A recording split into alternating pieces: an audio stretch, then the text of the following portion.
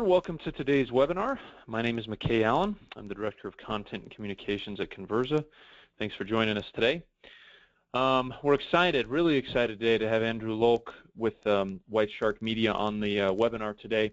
Andrew is truly an AdWords and PPC expert, and we're excited to have him. I'll introduce him more fully in a moment. But first, a couple of quick house cleaning items. Number one, just to give you a little bit of background on who Convirza is, as you can see on your screen, we used to be Log My Calls, actually. We just rebranded to Convirza about 3 weeks ago.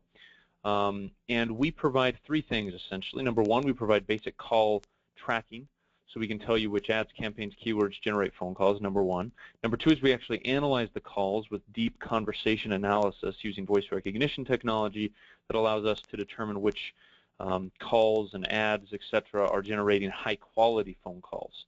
So we provide like a lead score for every single phone call, whether or not it was a missed opportunity for revenue, etc. And then finally, we integrate with a lot of different marketing automation and bid management tools that allow you to really automate your AdWords spend very specifically based on the quality of phone calls and the volume of phone calls. So if you have a campaign that's producing really high-quality leads, you spend more on that campaign, etc. So that's what we do. Second question is, why do we do these webinars? People often ask. We've done about 250 webinars in the last couple of years.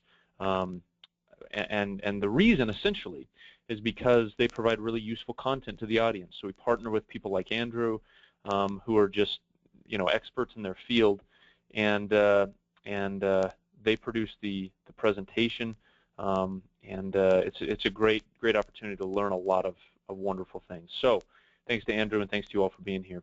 One quick word as well. Today we actually announced that we've received a round of funding. So I'll just mention that briefly.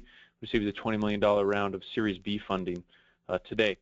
So that's we just announced that today. So just keep that in mind. It's kind of an exciting day for our company. So with that, just a couple of quick announcements. First, we encourage you to ask questions on today's webinar. Please ask questions. Type them into the little question bar. Andrew will then address those at the end of his presentation. So please ask those questions. Second question fourth question people often ask is the webinar going to be recorded? Yes, it is. It will be recorded. So you don't need to worry about taking notes or anything during the webinar. We'll send you that recording as well as the slide deck after the webinar is completed. So with that in mind, let's introduce Andrew. So he is one of the three founders of White Shark Media. I currently just a moment ago learned that he is from Denmark, which is exciting. So we're excited to have him on the webinar today. He's one of the three founders of White Shark Media. He's their Chief Marketing Officer right now. His experience includes working for 2 AdWords agencies handling some of the biggest accounts in Denmark, and he's been at White Shark since about 2010. He's spoken at various events, and he really is well known as one of the preeminent AdWords experts out there. And White Shark does a great job with their clients in providing them with measurable ROI that they can track specifically with AdWords. So, Andrew, with that, thanks for joining us, sir. I will make you presenter, and we'll go ahead. That sounds great. I'll just share my screen. Hello, everybody. Awesome. That looks great, Andrew. I can see the screen perfectly, and you sound great. So go ahead. Perfect. Hello, everybody. As McKay mentioned, my name is Andrew Lolk. I'm the co-founder of White Shark Media, and today we'll be talking about the 7 biggest Google AdWords truths that advertisers don't want to hear. So, a little bit more about me. McKay, he covered everything very well. The one thing he didn't mention, and that came into the slide very late, which I was even surprised to see, is the fun fact about me is that last Halloween, my marketing department dressed up as me, and I'm still trying to figure out what exactly that means. Whether or not that's because they actually mean it's a dream team. They even came up with the hashtag dream team. But in any case, that's the fun fact about Andrew. And otherwise, today we'll be talking about the 7 biggest AdWords truths that I've seen over the years.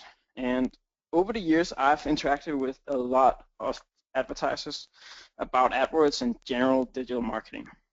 I just want to come out here saying that nobody's a bigger fan of Google AdWords than me, but sometimes I'm just baffled by the amount of misunderstandings that are out there. Over the last couple of years, I've tried to go through these misunderstandings in blog posts and at events, but I'm ready. I'm just getting a small note from my marketing team that I need to sound slightly more upbeat.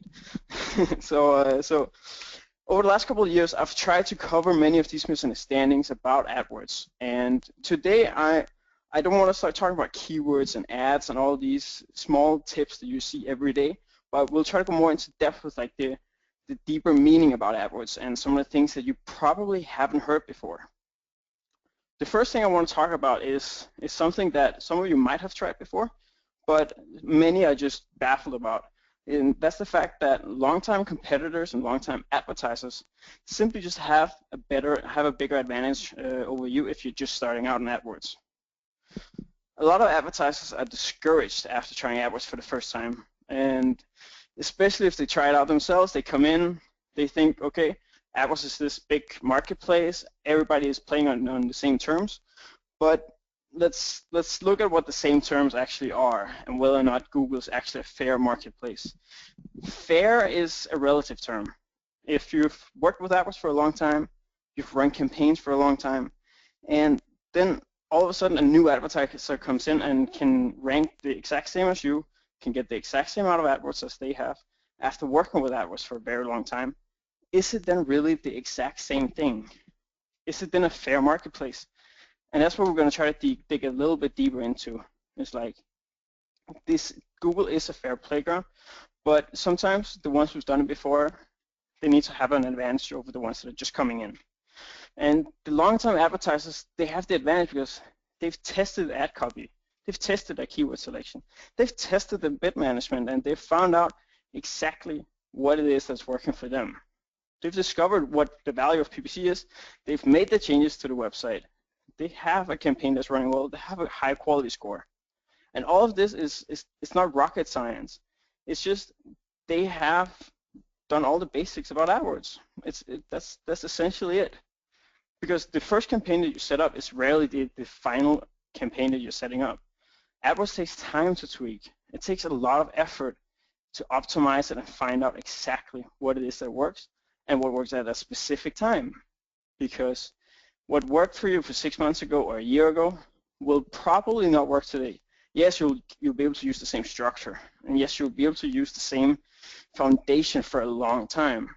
But maybe a keyword that worked for you a year ago or that you discarded 2 years ago might be worth trying it out now.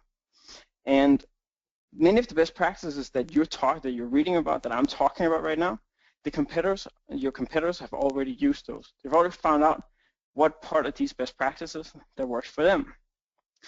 And just if you talk about what you can do to try to get past this, where your competitors have an advantage, I must say that there's no shortcuts in life, and there's no shortcuts in AdWords either.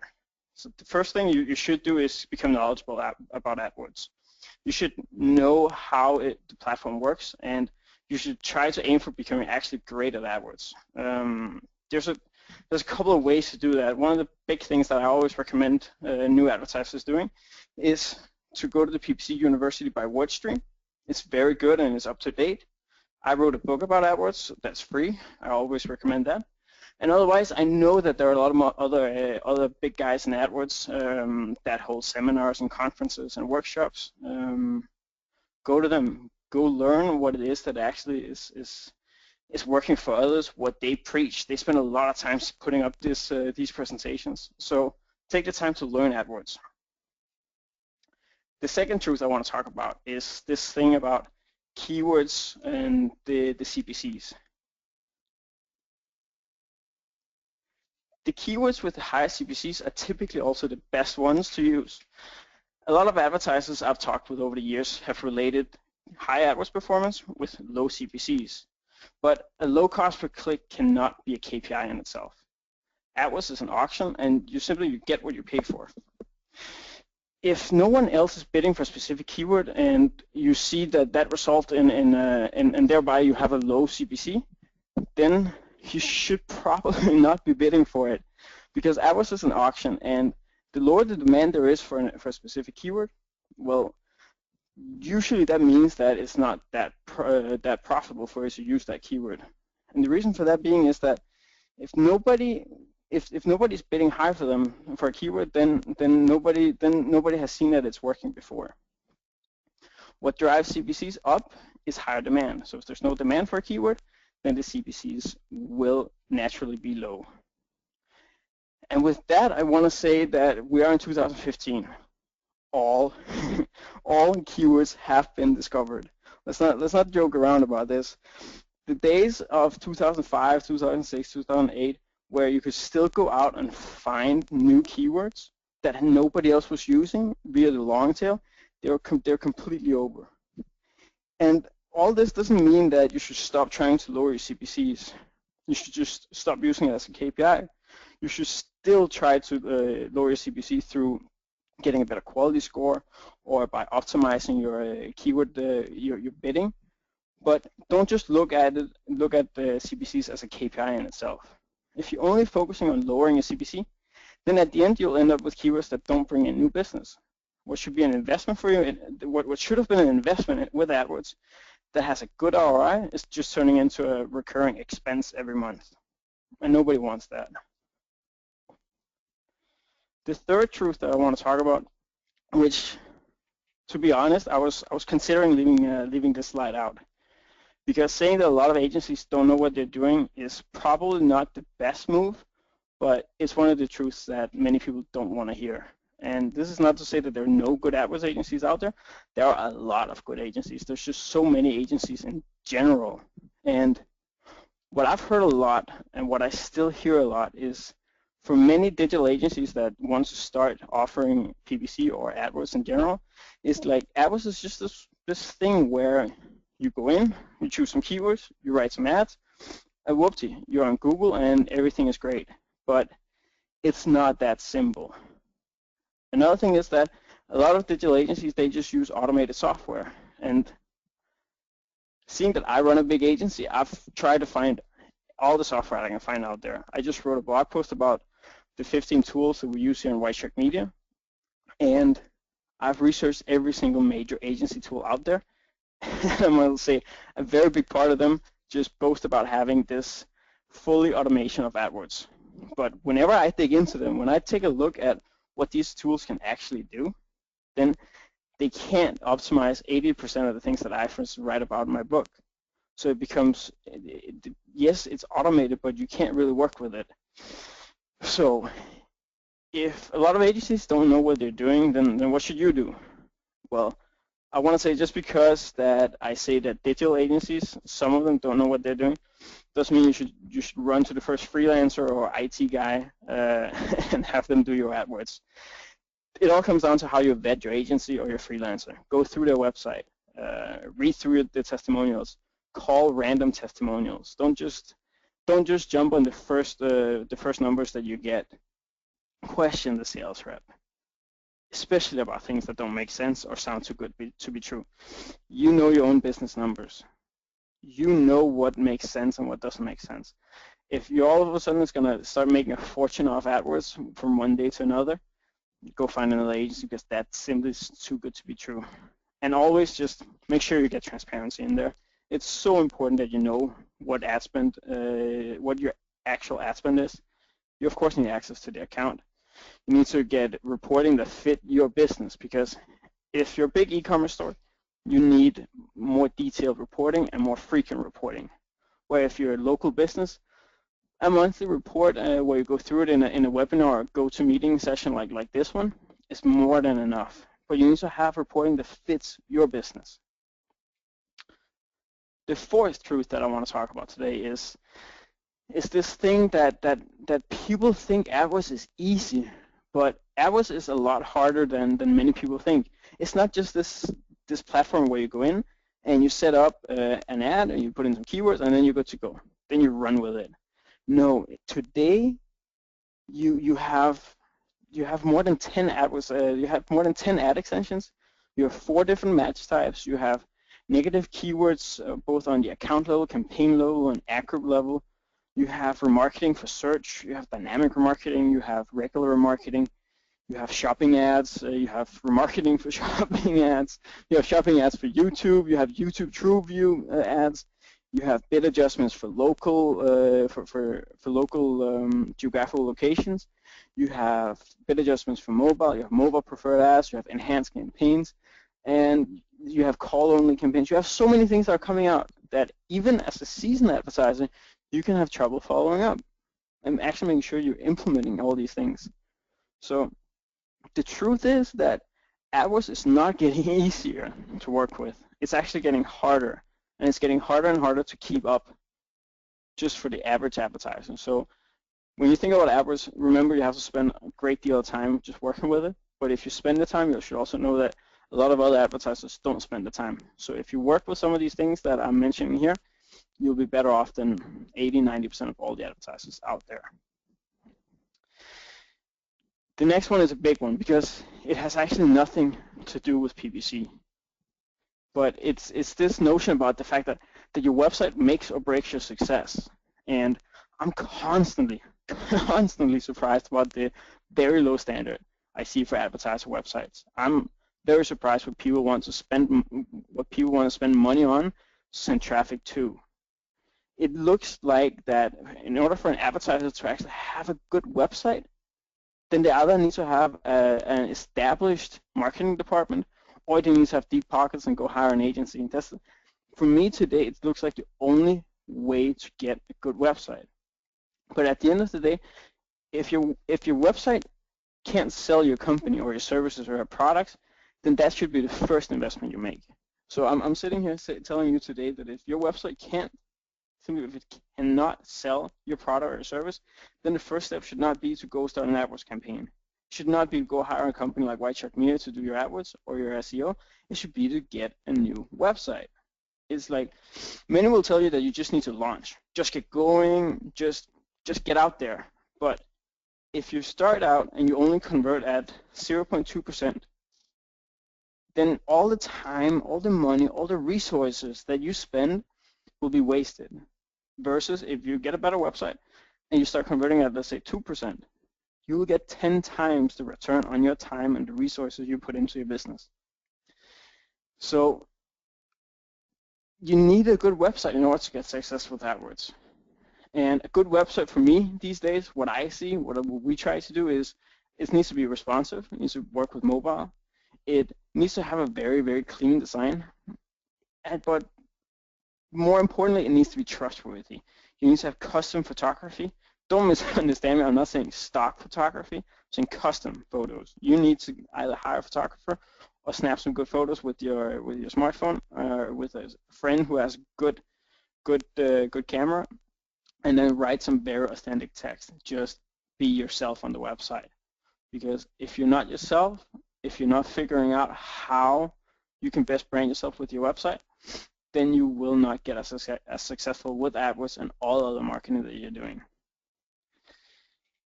The next truth I want to talk about is something that goes a little bit against some of the things that you might be hearing out there about tracking and the ability to measure things.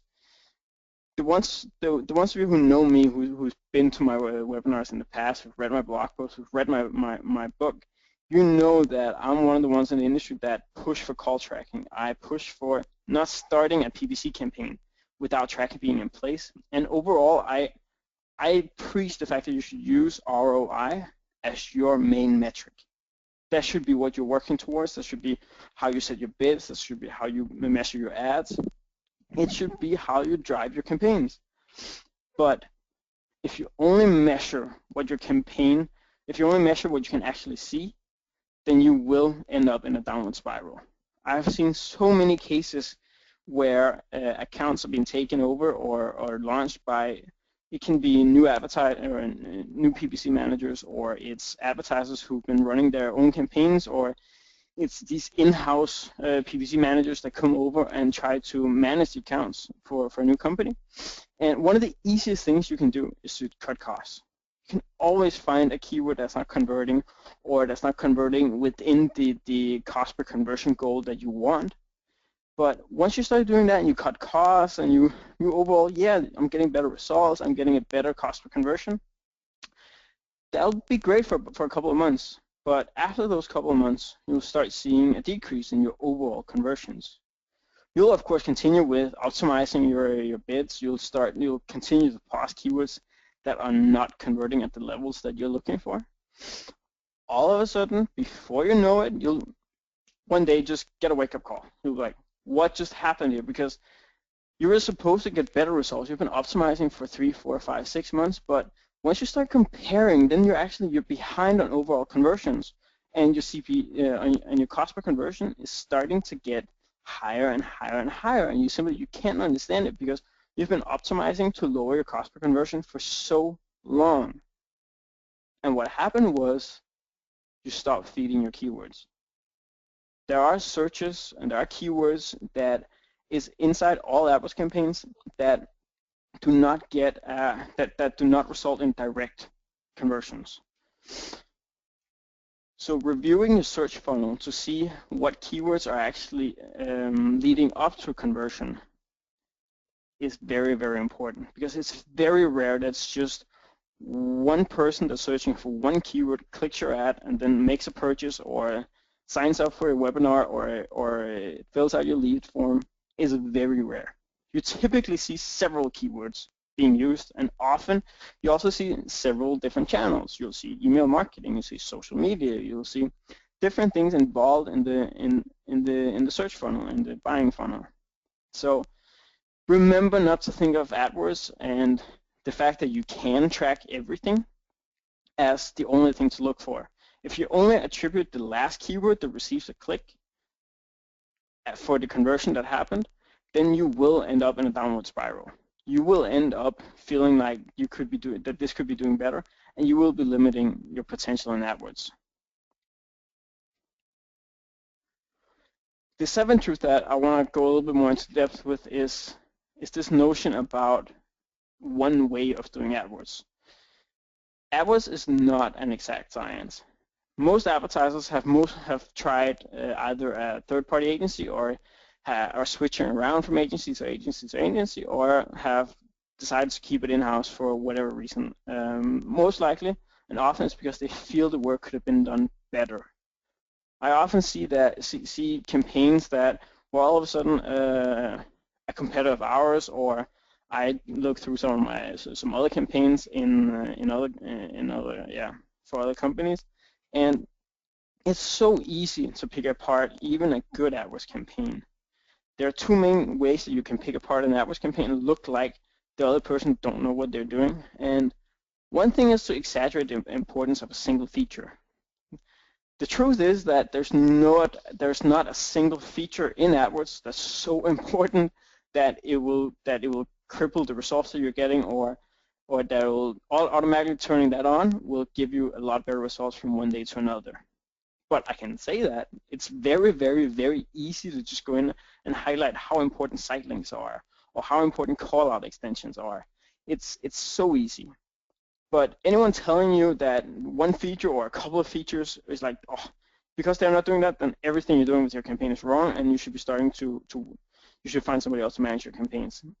When you hear that, and then you start, if you start with them, you'll be disappointed once you start seeing the effect of this one change. The second thing is that it's very easy to take the opposite stand on any best practice. For instance, there are some very common things that the AdWords community is split on. For instance, the match types. Should your match types be per campaign, or should you put all your match types in one campaign? Should you do a mix of the two, where you put some match types in one campaign, some match types in the other? Should you use ad groups? It's very easy to argue good things for all the things to do. Also, how to write an ad. Should you put the keywords in? Should you not put the keywords in? If you just Google that right now, you'll find 3 different versions of doing it. Heck, I wrote a blog post a month ago that mentioned all 3 things, and they were all 3 good. What about this? I'm sure you've always heard that you should be testing your ads at all times, but should you really be testing your ads at all times? is there really not a time where it's so important for you just to let the best performing ad run and not test at all? What about during Christmas? Should you really in the last couple of days make a test and see whether or not you can improve performance in the last couple of days for Christmas? You're risking conversions. You're risking a conversion rate that could have remained as high as your existing ad just because you think you need to test. I can also always find keywords that are being drastically, and I'm sitting here in my office using quotation marks, that could be drastically improved because they're being mismanaged. And true is those keywords could just have a bad week. It's so easy to find mistakes and flaws and be a Monday morning quarterback. It's so easy. But the next time you want to switch agency or you want to switch freelance or you don't think the guy who's managing your campaign is actually doing a good job, consider just putting more pressure on the person. It doesn't always work to go find another one or another person, another agency to manage your account. In the early days at White Shark Media, I can't count how many cases we had where the account management team didn't pursue more advanced tactics for clients, like some of the more advanced ad extensions or some of the more advanced features, because they didn't expect the client to increase the budget. They're like, but he's told me before he wants to spend less money. And it wasn't until we started implementing a more proactive line of questioning in every single monthly conference call that we found out that our clients actually really wanted to spend more money. As long as the argument made sense, we had had good results so far, then everybody was up to spending more money. So do the same with the person that's managing your agency. Before you start assuming that they can't do what they're doing, or you try to look for something, the grass is always greener, you know what, then try to just push them to do more. Because that's the best way to get more, because they know your campaign already. So that was basically the 7 AdWords truths that I've learned over the last 3 or 4 years, especially as AdWords is getting harder and harder. One of the things that I always do with my videos and my webinars and the blog posts that I have is that if you're to walk away with one thing from this presentation today, then today I want to say you should walk away with 2 things. Today I can't just say one, but when you start with AdWords, you should know that you have to fight harder in order to get successful. You need to know that your highly established competitors will be able to outspend you, and they'll most likely have a better website, and their campaigns will be top-tuned. So you should not expect the same results as they have. You should be willing to walk the extra mile, to fight harder to get success with AdWords. Most industries can get successful with AdWords, but you have to work for it. The second thing is invest in a good website. I can't stress it enough how important it is that you don't start spending a lot of resources writing content or spending money on AdWords or start doing SEO. SEO and a lot of different marketing initiatives today are so highly tied up with how people view your website, how well they interact with it, that you just can't live with a bad website anymore. So invest the money that you need in order to get a well-functioning and high converting website. It will make or break your success. So I urge you to put the money, put the effort, and really make a nice website, because that's the best way you can use it. So McKay, that was it for my part. Awesome. That was great, Andrew. We appreciate it. Thank you for your time and your preparation. That was a fantastic presentation. So we have a number of questions here, and I'm excited to get started with these questions. So you ready to take some questions, Andrew, for a few minutes? Of course. Awesome. All right. First question, Christian asks, he says, what tool other than AdWords do you recommend for doing keyword and search term research? Are there tools out there that you say, you know what, we always default to that tool when we want to do research on keywords and what our competitors are doing, etc.?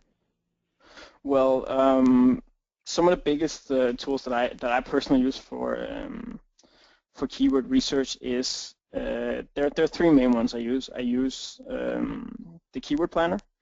The best way to use that is to try to type in keywords and simply just see what other, like very broad keywords, and see what other ideas come up. you shouldn't be focused too much about the search volume that each keyword is listed with. Just look for ideas, do brainstorm based off it, and just get ideas based off the keywords that come up. The second thing is simply just start Googling around and Google your keywords that you have so far, and look at the ads, go to your competitor websites, go to Wikipedia, just read a lot, and all of a sudden you'll see that your competitor is using the specific word about a product or about a service that you hadn't thought about. You will also see the same thing in ads, and on the same level also use Uber Suggest, which is a tool that automatically takes out all the suggested or automatic searches, auto-completion searches, sorry, in Google, and simply just give you a bunch of ideas for other keywords that you can use. And the third one is, if you're already running an AdWords campaign and you're not already doing a dynamic search ad campaign, start one of those. What dynamic search ad campaigns do is that they automatically scan your website and look for categories, and then they will automatically find new keywords for you that they feel that your ad or that you should be showing up for. Some of them will be completely irrelevant, and others will be right on the money, and you'll be able to discover these keywords that you never thought were possible before. So invest a little bit of money in that, and then you can find all the keywords you need. That was more or less my 3 go-to places to find more keywords. Great, that's great. Great response. Okay, Mark asked, should I research keywords my competitors are using and bid on them? Will my company information come up as people type in their keywords? So I think he's specifically asking about if you should go after, I suppose, branded keywords from your competition as well as the keywords that they're focused on. What are your rules surrounding that, if you have any, Andrew? So I hear 2 things in the question, and one is should I go after the branded terms of my competitors? So, for instance, should White Shark Media, should we go out and start bidding for some of the competitors that we have? For me, it depends on what kind of company you're running. In White Shark Media, we don't do it. We don't bid for our competitors' brand names, just because I don't want to be one of the ones to piggyback off other people's brand and their success. But as a general rule, it can be very successful. I won't lie. I have done it for clients in the past, but I typically let it be up to the client and say, what kind of company do you want to be? It can be very successful, and you can get very high success with it.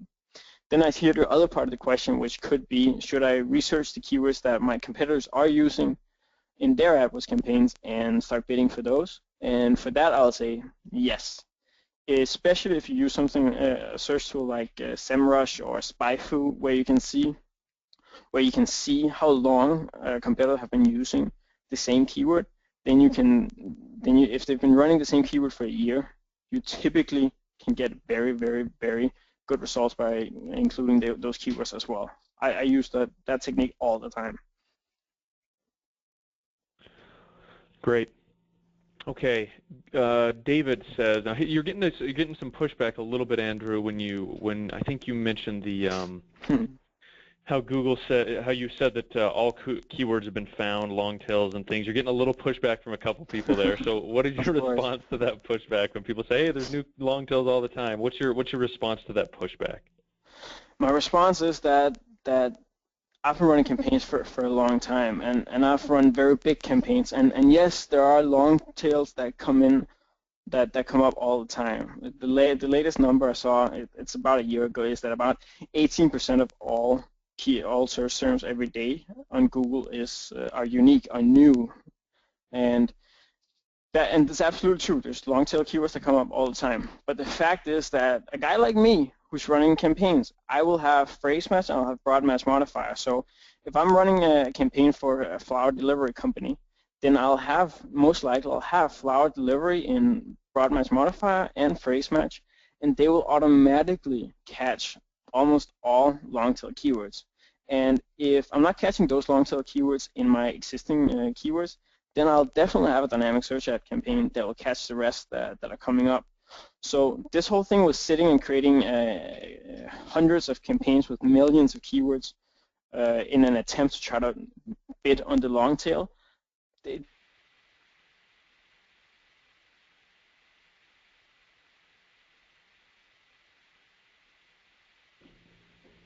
I think we just lost Andrew's audio. Type in the question area if you also lost it as well. Make sure it's not just me.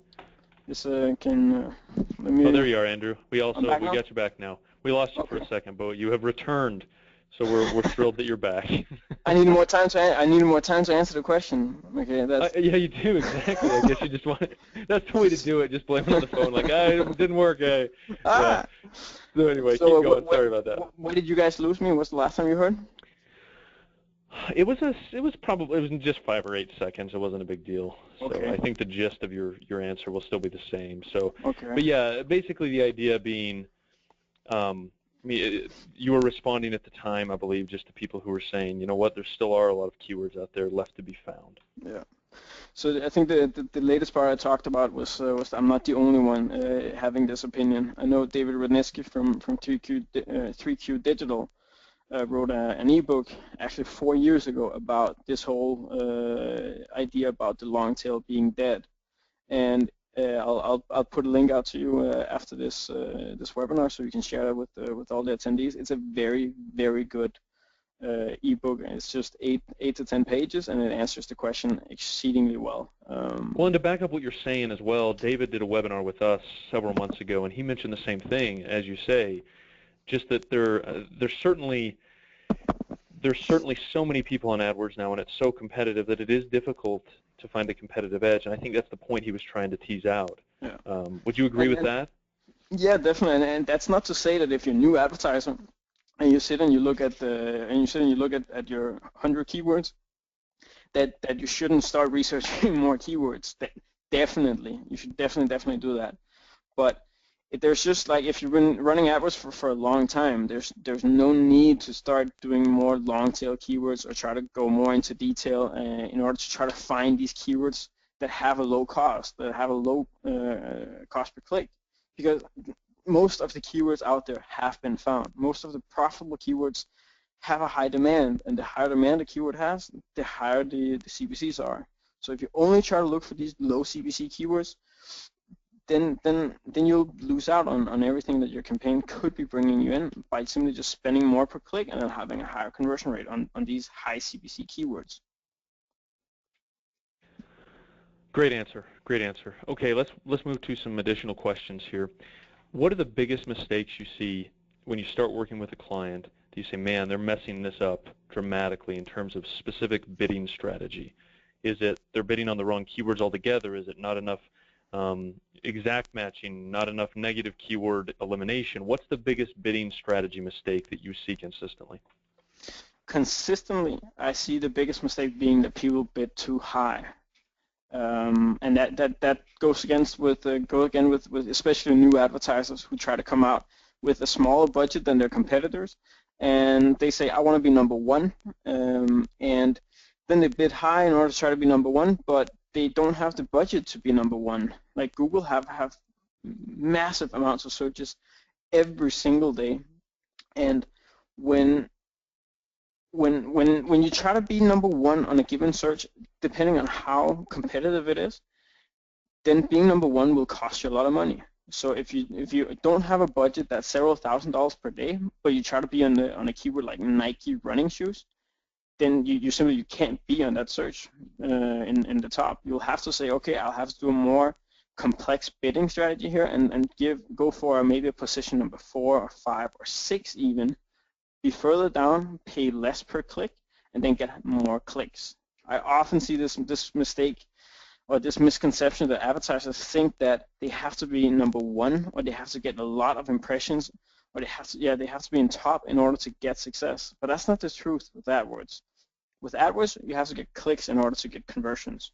So it's about getting as many clicks as possible in the beginning, because once you get a click, you then get a conversion. But if you can only get 10 clicks as number one, but you can get 20 clicks as number 4, then I'll go for number 4 every single day, because that will the one that will drive more conversions. Fantastic. Okay, moving down through the questions.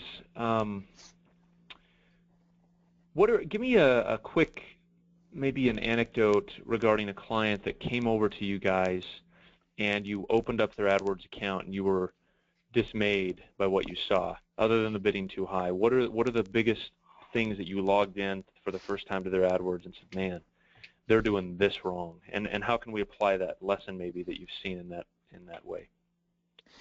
Typically, there are a couple of things that you see over and over and over again, and the one I think I see the most is the idea of not using enough ad groups, where professionals like to use as many ad groups as needed in order to make sure that the ad that is showing up for a specific keyword is as relevant as possible. Then typically when we get advertisers into White Shark Media, we see that they put as many keywords as they think fit together into the same ad group, and then they run the same ad. One of my oldest examples is if you're running an ad if you have an ad group and there are the keywords pest control and there's the keyword beehive removal, for instance. It's basically the same thing. The person who is looking for a pest control company and the person who's looking for beehive removal, they're looking for the same thing. They're looking for an exterminator who can help them out. That's absolutely true. But if you're searching for something on Google and you're searching for beehive removal, and in the ad you see that it says pest control or exterminator, and it's not specifically addressing that you as a company can offer beehive removal. You can do it fast, you can do it permanent, you have insurance, that you've done it for 18 years. If you don't hit on those specific things that are specifically meant to convert and attract a person who's looking for somebody to remove their beehive from their garden, then you're going to be losing out to the people who are being specific, who are being very relevant to the searcher. And this is not about being relevant. It's about being as relevant as you can be. Otherwise, it's just you're doing the best you can do, and that's in AdWords we have the ability to target very, very precisely. So that's the idea behind it. Can you talk a little bit about mobile and some of the rules that may be different and maybe the same in regards to mobile paid search, specifically on AdWords? One of the things I see a lot in mobile is that people misunderstand the volume of mobile searches, and they often see that for instance, we see advertisers all the time that tell us that mobile isn't working for them because nobody's searching their industry. But then we have Google, on the other hand, feeding us data that 50% of all searches today is coming from mobile devices. So we've looked into why this discrepancy between what Google says and what advertisers are feeling, especially among small businesses, which is our key audience. And we found out that it's typically when advertisers don't bid enough for mobile, because in mobile there's only the 2 top spots that really generates traffic. It's very, very few advertisers that are not in the top 2 spots that get a lot of traffic. So when advertisers don't bid enough, then it looks like there's no traffic on mobile, and then the mobile opportunity, it's just good marketing talk. It's something Google just puts out there because it sounds good. But often I see that advertisers simply they're not taking a big enough advantage of it. They're not writing mobile ads. They're not doing specific keywords for mobile. They're not setting the bid adjustments high enough, and all of that is causing them to lose a lot of the mobile momentum that is out there today. And I'd like to compare it to what happened when AdWords first came out, and the people who came in and made a solid foundation, they are still benefiting from it today. So the same thing will happen with mobile. The first people come in, get a responsive website, they put in the effort to create mobile preferred ads, they see the success from mobile, they will also be the ones who will actually continue to get success from mobile, because everybody else will be scared to get into the game. Yeah, I agree with you. I also think with mobile, and you know this well, you mentioned call tracking earlier in your presentation, but mobile has really changed the game in terms of what analytics we track as a conversion, right? There's a significant percentage of mobile searchers that make phone calls as their first choice in a call to action. They don't want to fill out a very long form, right? They want to simply tap that little button, tap the number, and then tap the button that says call on their phone. And so we're seeing with our clients just incredible data in terms of their ROI on mobile AdWords when they're focusing on calls. And from a copy perspective, I mean, it changes the copy game as well when you're writing call now for this, call now for that, as opposed to your standard AdWords copy. So it's changed the game entirely in terms of what people are even trying to measure and trying to get the searcher to do as a result of the search. Andrew, would you agree with that?